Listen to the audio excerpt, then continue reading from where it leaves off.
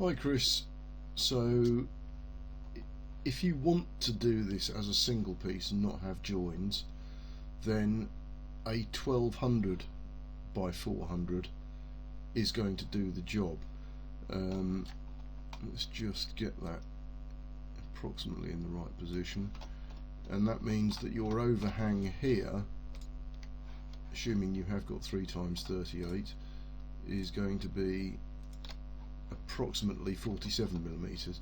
So it all depends how much overhang you actually want to create here. That overhang is not something generally I would design in. I would aim to sort of cut that off and hide it sort of in a join in the middle. But the point, I think the thing to note is that the brackets are designed, this bracket is designed to accommodate 2 of these wires.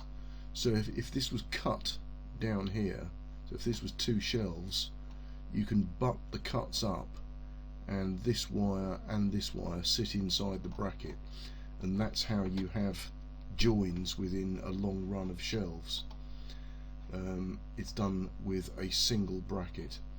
Okay, so you can use a 900 and a 45 with some cutting and fiddling, or you can use a 1200 with this limited overhang, but check your overall span, because I think your 38s were approximate. So if you're over 1200 millimeters from the extreme left to the extreme right, go for the 900 plus the 450, or a 900 plus a 600,